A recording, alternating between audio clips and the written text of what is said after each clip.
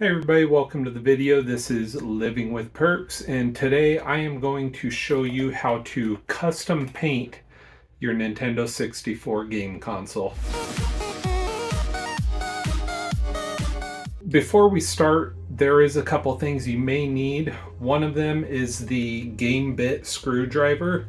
I bought this thing on Amazon for about $7. It has two ends to it. It has the large bit size, and this comes out, flip it around, and it has the smaller bit on it. This works for consoles, game cartridges, and everything in between that is branded by Nintendo. Just those two bits alone are what's going to be perfect for doing any type of maintenance. So if you are cleaning a console or a cartridge, this is all you need, is the Game Bit screwdriver. Not sponsored.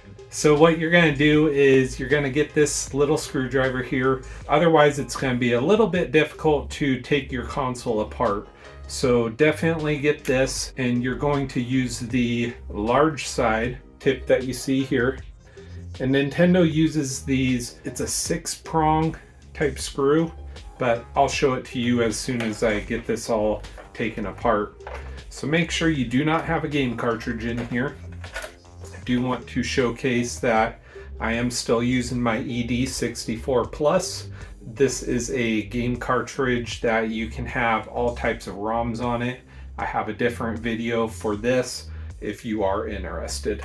So anyway, we have our console here. On the very bottom, you're going to have all the large screws in the holes.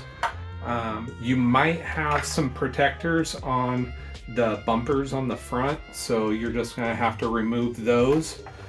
I would also recommend removing any sort of safety plate. So I'm going to take off the extension. So there's that one. And the memory expansion on the top. If you do have a pack in there, which you likely do, whether it's the expansion pack or the standard game pack, you'll want to remove this as well. Otherwise it's just going to get in the way. So got our jumper pack out. So the console is pretty bare for the most part. Everything is taken apart. I'm going to start undoing the screws. Alright, so I have the 6 screws out of the bottom of the console removed. They're just these little guys here.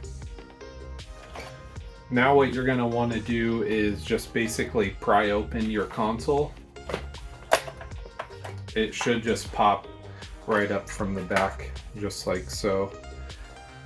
There we have the top shell and the bottom part with all of the electronic components. Not too bad. I did paint this thing a couple years ago.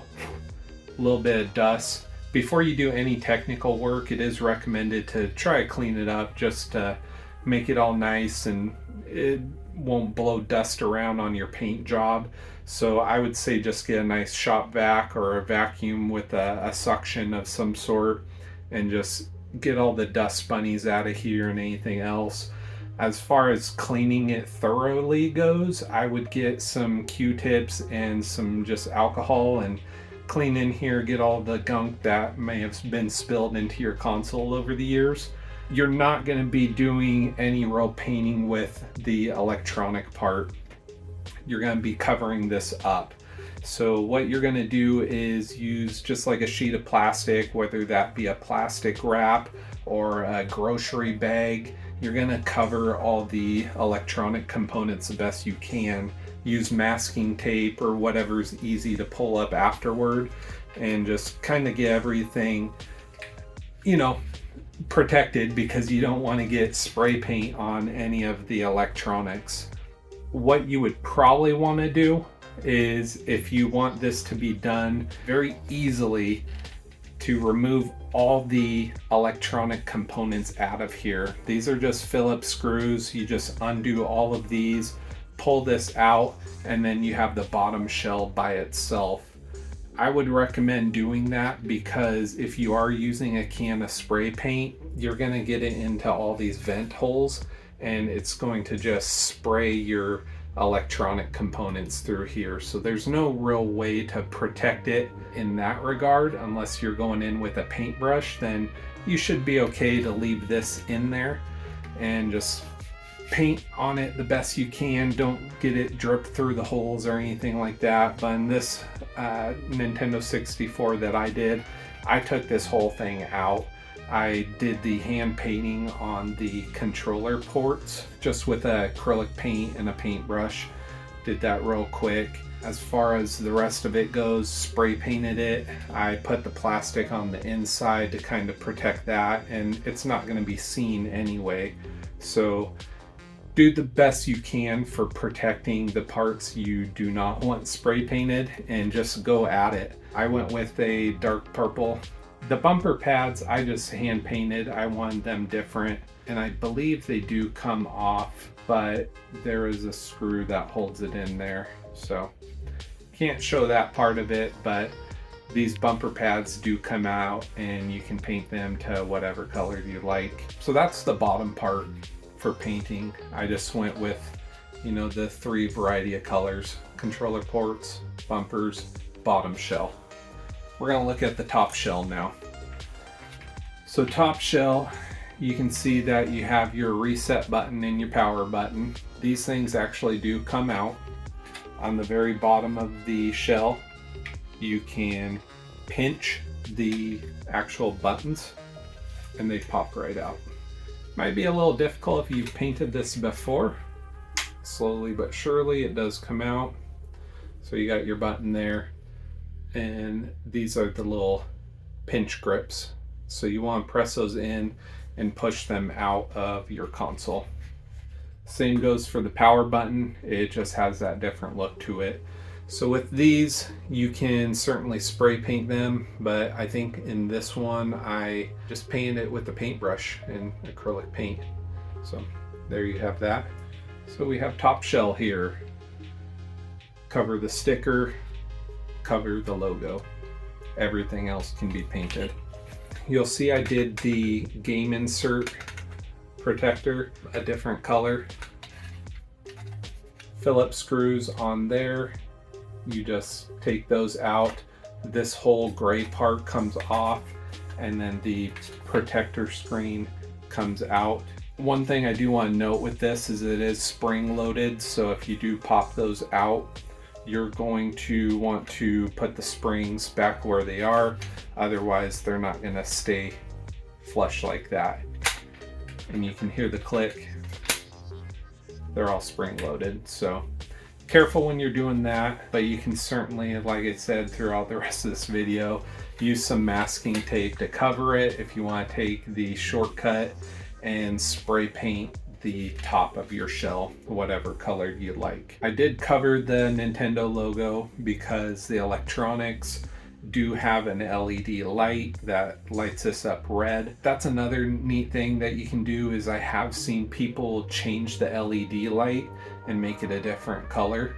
I mean, if it were up to me, I would put a purple LED light in there just to go with the color scheme I've selected. You can do this whole thing hand painted if you'd like, and I have seen some creative ideas out there. I've seen an Earthbound style one where they have the characters painted on here. I've seen Super Mario, Donkey Kong, that kind of thing. But my favorite colors are the blue and purple. It's the NES Retro Jason Voorhees color scheme. And once you get this thing all painted, you're going to put all the pieces back into place. Make sure your buttons are facing the right way. So take a look at the text, make sure it's going to face the way it is to you as you're playing it. You don't want it to be upside down. Okay, so you got it in there, it just pops right in. So we got that reset button. Let's say we paint this thing, everything's back into place, we're good to go here. Don't forget about your expansion port shells. You'll definitely want to put those all back into place. Bottom shell, same thing. Color it as you wish. Cover the stickers, the barcode, and any electronic component. Very simple.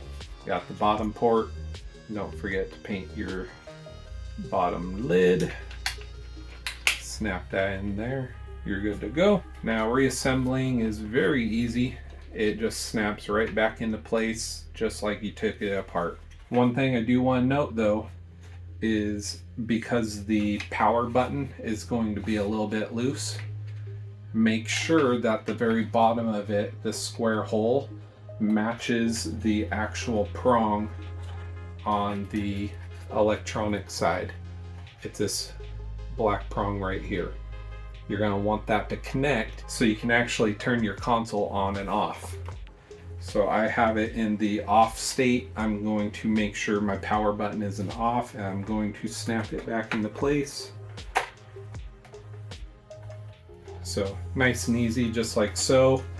Put your 6 screws back into the holes they came out of, and you are good to go. You have yourself a painted Nintendo 64, customized to how you want it. And if you want to have a different look or something that's really eye-catching, do some creative stuff. I'd love to see what you guys come up with. So if you do have a console that you painted or plan on painting, feel free to drop a comment. You can also find me on Instagram, Living with Perks.